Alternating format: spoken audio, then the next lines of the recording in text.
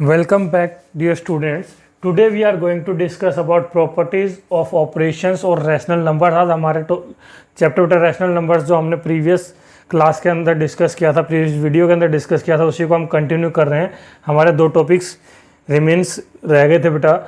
Properties of operations on rational numbers, कौन कौन सी properties होती हैं जो हम डिफरेंट जो ऑपरेशंस हमारे एडिशन, सब्ट्रैक्शन, मल्टीप्लिकेशन और डिवीजन हमने डिस्कस किए थे पिछली क्लास के अंदर बेटा। सबसे पहले क्लोजर प्रॉपर्टी, उसके बाद कम्यूटेटिव प्रॉपर्टी, फिर associativity property, then distributive property, additive identity, multiplicative identity, additive inverse और मल्टीप्लिकेटिव इनवर्स। इन 8 प्रॉपर्टीज को आज हम डिस्कस करने वाले हैं बेटा डिटेल्स के अंदर।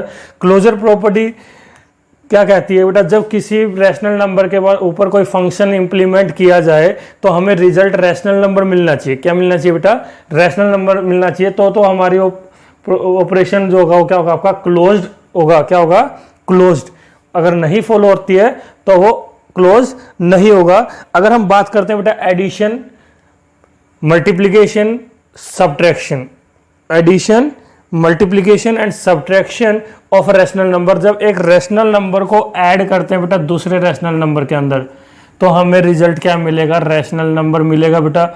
जब एक रैशनल नंबर में से एक रैशनल नंबर को माइनस करते हैं तो भी हमें क्या मिलेगा? एक रैशनल नंबर मिलेगा बेटा। एक रैशनल नंबर को एक रैशनल नंबर से मल्टीप्लाई करते हैं, ए और बी हमारे क्या है? दो रैशनल नंबर्स हैं। क्या है? दो रैशनल नंबर्स। एडिशन के केस में भी, सब्ट्रैक्शन के केस में भी और मल्टीप्लिकेशन केस में भी हमें रैशनल नंबर मिलता है। तो हम क्या बोल सकते हैं? Addition, subtraction and multiplication are closed for rational numbers. Closed for rational numbers, or you can rational numbers are closed for addition, rational numbers are closed for subtraction and rational numbers are closed for multiplication। but division के case में possible नहीं है बेटा, क्योंकि जब हम b की value 0 लेते हैं, दो रैशनल नंबर है हमारे पास, अगर एक रैशनल नंबर की वैल्यू हम 0 ले लेते हैं, 0 भी हमारा रैशनल नंबर है, तो हमें आउटपुट हमारा पॉसिबल नहीं है, क्योंकि हमारी क्या बन जाएगी? नॉट डिफाइंड फॉर्म बन जाएगी। तो a डिवाइडेड बाय b आपका क्लोज्ड नहीं है। कंडीशन b की वैल्यू हमारी क्या होनी चाहिए? 0 होनी चाहिए। इसलिए डिवीजन को हम क्लोज नहीं मानते हैं। डिवीजन के ऊपर क्लोजर प्रॉपर्टी आपकी एप्लीकेबल नहीं है। क्लोजर प्रॉपर्टी आपकी कहाँ का एप्लीकेबल है बेटा? सिर्फ एडिशन के केस में, सब्ट्रैक्शन के केस में और मल्टीप्लिकेशन केस में। डिवीजन के केस में आपकी क्लोजर प्रॉपर्टी एप्लीकेबल नहीं है। अब हम बात करते हैं बेटा commutative property. According to commutative property बेटा, अगर दो रैशनल नंबर्स हैं हमारे पास, उसका अगर हम ऑर्डर चेंज कर देते हैं तो रिजल्ट पे कोई इफेक्ट नहीं पड़ेगा। रिजल्ट पे कोई इफेक्ट हमारा नहीं पड़ेगा। अब हम देखते हैं कि एडिशन के केस में हमारा कम्यूटेटिव प्रॉपर्टी कहाँ का एप्लीकेबल है बेटा? एडिशन के केस में, मल्टीप्लिकेशन और दोनों के केस में ही हमारी कम्यूटेटिव प्रॉपर्टी फॉलो होगी बेटा। डिवीजन और सब्ट्रैक्शन के केस में फॉलो नहीं होगी। इसको हम कुछ एग्जांपल्स की हेल्प से समझेंगे। कम्यूटेटिव प्रॉपर्टी के अकॉर्डिंग हमारा क्या कहते हैं कि a plus B is equal to B plus A. ये हमारा ट्रू होगा बेटा। a multiply b is always equal to b multiply a, but a minus b is not equal to b minus a, और a divided by b not equals to b divided by a। तो जो आपकी commutative property है वो आपकी addition और multiplication के अंदर ही पॉसिबल है बेटा, और सब्ट्रैक्शन और डिवीजन के अंदर नहीं है। इसको कुछ एग्जांपल्स की हेल्प से क्लियर कर रहा हूं मैं वन बाय वन। सबसे पहले एडिशन का एग्जांपल लूंगा मैं, फिर मल्टीप्लिकेशन का, उसके बाद सब्ट्रैक्शन और फिर डिवीजन का।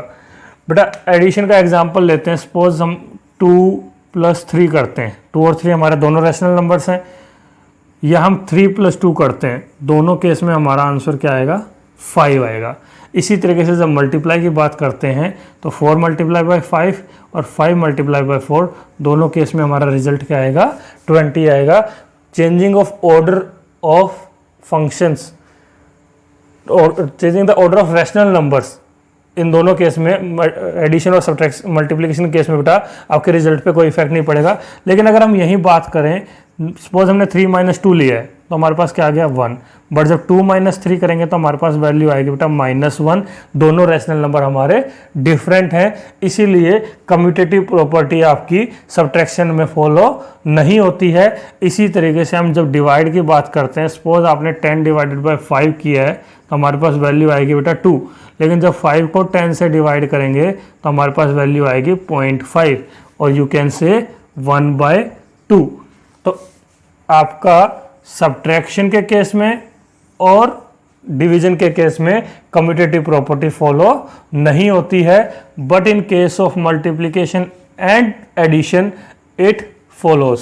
तो हमने अभी दो प्रॉपर्टी डिस्कस कर ली बेटा, हमारी क्लोजर प्रॉपर्टी, कम्यूटेटिव प्रॉपर्टी। ठीक है, अब हम डिस्कस करेंगे बेटा एसोसिएटिविटी। ठीक है, एसोसिएट का मतलब होता है टू कंपेयर और टू एसोसिएट। एसोसिएटिविटी का मतलब क्या होता है? टू कंपेयर और टू डिस्ट्रीब्यूट, टू कंपेयर। अब सपोज हमारे पास 3 रैशनल नंबर है बेटा, क्या है? 3 रैशनल नंबर है। यहां भी हमारी वही कंडीशन फॉलो होंगी जो कम्यूटेटिव प्रॉपर्टी में फॉलो हुई है बेटा। आपका मल्टीप्लिकेशन और एडिशन एसोसिएटिव होता है, बट सब्ट्रैक्शन और डिवीजन नहीं होता। कैसे? अगर हम बात करें 3 रैशनल नंबर्स की ए, बी और सी, इस पे हमने एडिशन इम्प्लीमेंट किया है बेटा। अगर ए के अंदर हम बी प्लस सी का सम ऐड करते हैं तो ये हमेशा हमारा किसके इक्वल होगा? चाहे ए प्लस बी का सम लेके उसमें सी ऐड कर लो, ठीक है बेटा, या बी प्लस सी का लेके उसमें, इस केस में हमारा रिजल्ट सेम रहेगा, वेरी नहीं करेगा। सिमिलर चीज़ हमारे केस में फॉलो होती है मल्टीप्लिकेशन के केस में। ए, बी और सी हमारे क्या बेटा डिफरेंट रैशनल नंबर्स हैं, इनकी वैल्यू आप वेरी कर सकते हैं अपनी कन्वीनियंस के अकॉर्डिंग। अब हमने यहाँ क्या कर लिया? ए इंटू बी पहले कर लिया और जो रिजल्ट आएगा उसके साथ सी। यहाँ पे हमारी कम्यूटेटिव एसोसिएटिव प्रॉपर्टी हमारी फॉलो होती है बेटा। एसोसिएटिविटी की जो प्रॉपर्टी है वो फॉलो हो रही है। हमारा एडिशन और सब्ट्रैक्शन, मल्टीप्लिकेशन दोनों एसोसिएटिव होते हैं रैशनल नंबर्स, बट माइनस के अंदर, सब्ट्रैक्शन के अंदर और डिवीजन के अंदर ये चीज़ पॉसिबल नहीं है बेटा, क्योंकि जब हम फंक्शंस इंप्लीमेंट करेंगे तो हमारा रिजल्ट दोनों केस में डिफरेंट आएगा, जैसे हमने कम्यूटेटिव और क्लोजर प्रॉपर्टी केस में किया था। अब बात करते हैं बेटा डिस्ट्रीब्यूटिव प्रॉपर्टी की।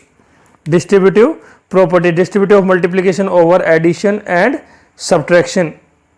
मल्टीप्लिकेशन आपका डिस्ट्रीब्यूटिव होता है एडिशन और सब्ट्रैक्शन के केस में। मैं 2 एग्जांपल ले रहा हूं बेटा। डिस्ट्रीब्यूटिव प्रॉपर्टी के अकॉर्डिंग हमारा क्या होता है? हमने कम्यूटेटिव पहले तीनों प्रॉपर्टी डिस्कस कर ली। सपोज हमारे पास वैल्यू है बेटा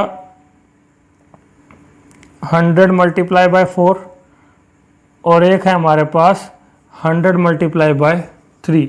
तो इसको हम कैसे लिख सकते हैं? 100 हमने दोनों में से कॉमन ले लिया, डिस्ट्रीब्यूट कर लिया, हमने इसको क्या कर लिया? डिस्ट्रीब्यूट कर लिया। यहाँ से हमारे पास 4 रह जाएगा और यहाँ से हमारे पास 3 रह जाएगा, ठीक है। या तो आप इंडिविजुअली इनको मल्टीप्लाई करें और फिर ऐड करें, या इसमें से हमने कॉमन निकाल लिया, 2 पार्ट्स को हमने ऐड किया और जो रिजल्ट आएगा उसमें हम इसको मल्टीप्लाई करेंगे तो हमारा रिजल्ट सेम रहेगा। ये हमारा क्या है? Distributive property over addition.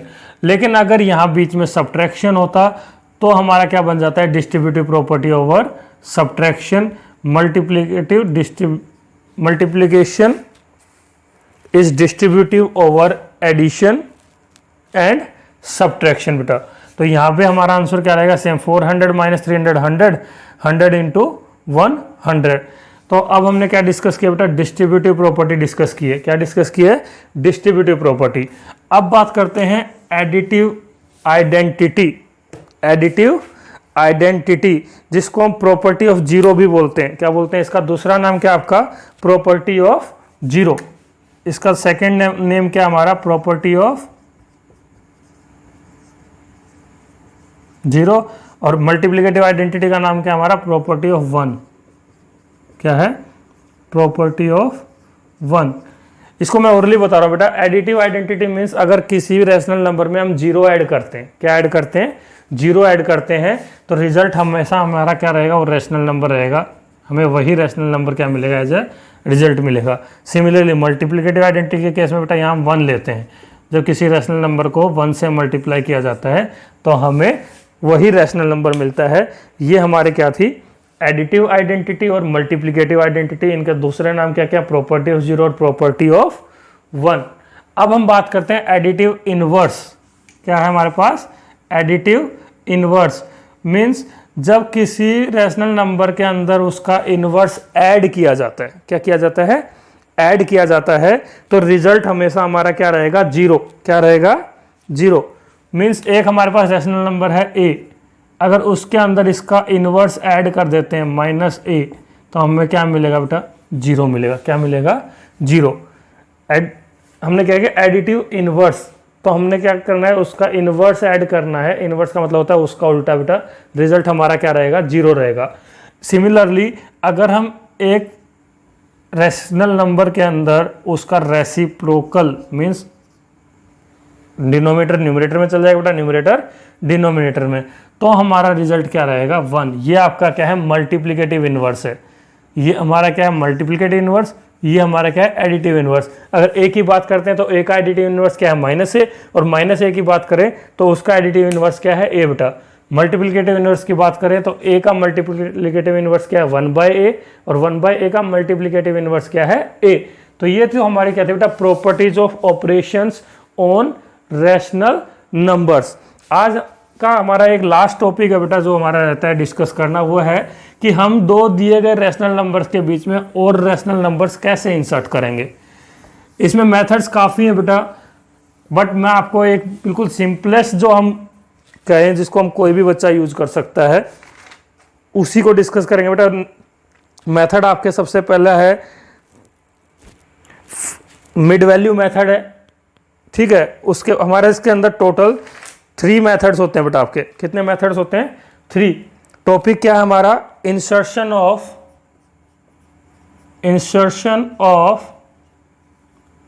One or more rational numbers,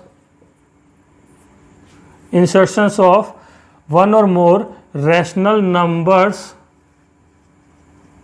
in between the two given rational numbers।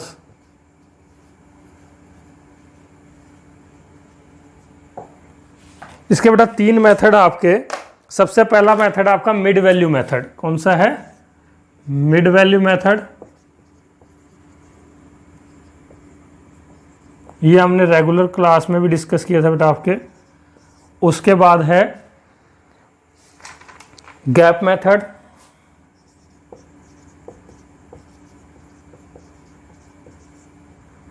And last one is common denominator method. Common denominator method.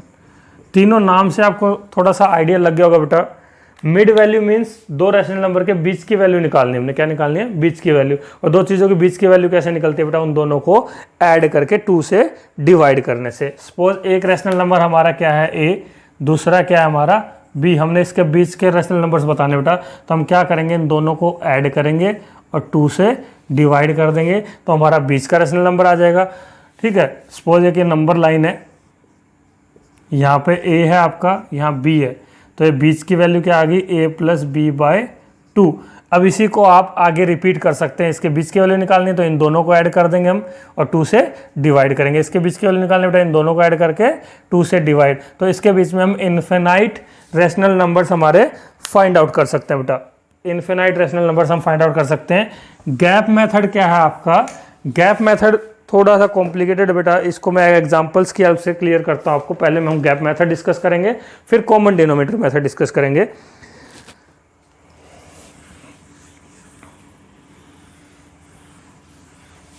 मैं मिड वैल्यू मेथड का एक example ले रहा हूं बेटा, जिससे आपको क्लियर हो जाएगा। मिड वैल्यू मेथड,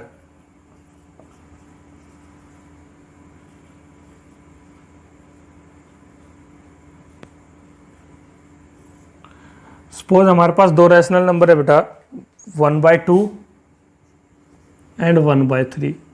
हमने इनके बीच का रैशनल नंबर फाइंड आउट करना है। मैं एक ही फाइंड करके दिखा रहा हूँ बेटा, आप ज़्यादा अपनी मर्जी से फाइंड कर सकते हैं, जितने भी फाइंड करने। इन दोनों को हम क्या करेंगे? ऐड करेंगे। 1/2 + 1/3 और जो रिजल्ट आएगा उसको डिवाइड करेंगे 2 से, और you can say multiply by 1/2, इनके बीच का रेशनल नंबर आ जाएगा बेटा। एलसीएम लिया 6 आ गया हमारे पास, तो हमारा क्या बन जाएगा 3 + 2 5/6 मल्टीप्लाई 1/2 दैट इज़ 5/12। तो 5/12 हमारा रेशनल नंबर है कहाँ पे, इन दोनों के बीच में। ये हमारा मिड वैल्यू मेथड था बेटा, बीच की वैल्यू निकाल रहे हैं, इसलिए इस मेथड का नाम क्या है, मिड वैल्यू मेथड। क्या है, मिड वैल्यू मेथड। सेकेंड आपका गैप मेथड है बेटा। क्या है, गैप मेथड।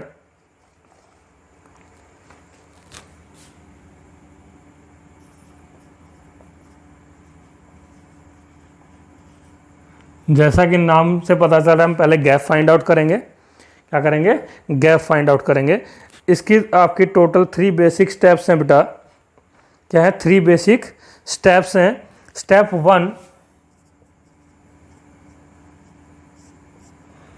आपके पास 2 रेशनल नंबर गिवन है बेटा, that is A and B, उनके बीच के हमने रेशनल नंबर फाइंड आउट करना है। तो पहले हम क्या करेंगे, a minus B find out करेंगे। कंडीशन क्या है कि ए आपका बी से बड़ा होना चाहिए। पहले हम क्या करेंगे, दोनों के बीच का गैप फाइंड करेंगे बेटा, a माइनस बी, दोनों को डिफरेंस के बीच को सब्ट्रैक्ट करेंगे। कंडीशन क्या है कि जो आपका पहला रेशनल नंबर है वो दूसरे से बड़ा होना चाहिए बेटा। ठीक है, उसके बाद हमने क्या करना है, गैप को डिवाइड करना है। जितने हमने रेशनल नंबर फाइंड आउट करना है उसमें 1 ऐड करके। स्टेप 2 क्या आपकी, divide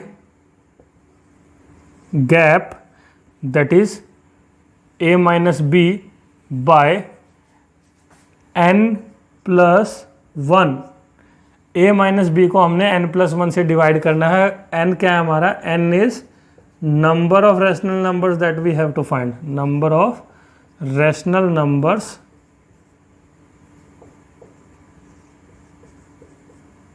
that we have to find. And the last step is step number 3. Multiply a minus b by b minus n+1, a minus b divided by n+1 by, किससे multiply करेंगे बेटा इसको,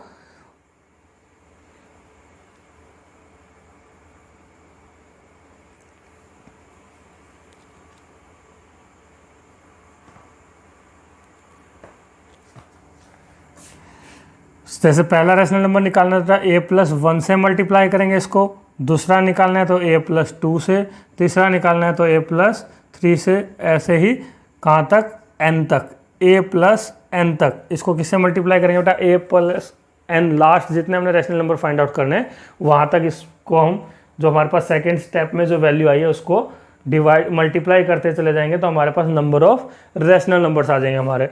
आज अब हमारा लास्ट जो मेथड है बेटा, कॉमन डिनोमिनेटर मेथड है, कॉमन डिनोमिनेटर मेथड, और जो आज का हमारा लास्ट टॉपिक है बेटा, कॉमन डिनोमिनेटर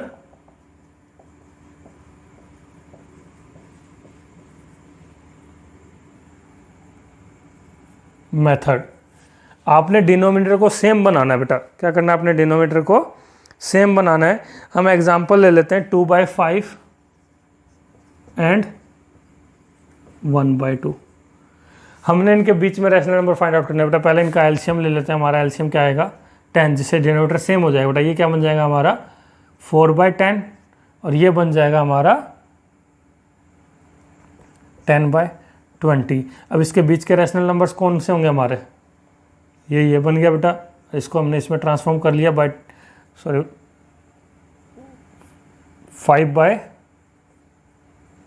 ये हमारा 4/10 था, ये हमारा क्या आ जाएगा 5/10।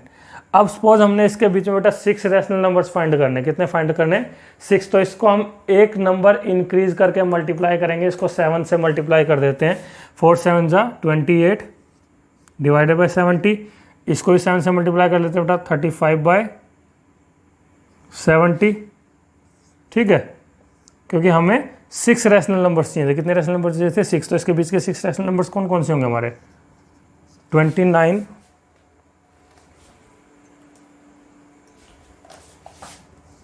यहाँ लिख रहा हूँ बेटा मैं, 29/70, 30/70, 31/70, 32/70, 33/70 एंड 34/70। मैंने यहाँ पे 6 रैशनल नंबर्स फाइंड आउट करके दिखाया बेटा इन दोनों रैशनल नंबर्स के बीच में। सबसे पहले हमने डिनोमिनेटर सेम किया, उसके बाद हमें जितने रैशनल नंबर चाहिए उसमें एक ऐड करके, मान लो हमें 6 चाहिए थे तो हमने क्या किया, 7 से मल्टीप्लाई कर दिया ऊपर और नीचे दोनों जगह। तो हमारा फ्रैक्शन रैशनल नंबर क्या बन गया, 35/70 और 28/70। अब इसके बीच की वैल्यूज हमारे पास क्या क्या होगी, 29/70, 30/70, 31/70। ये आपका सिंपलेस्ट मेथड है।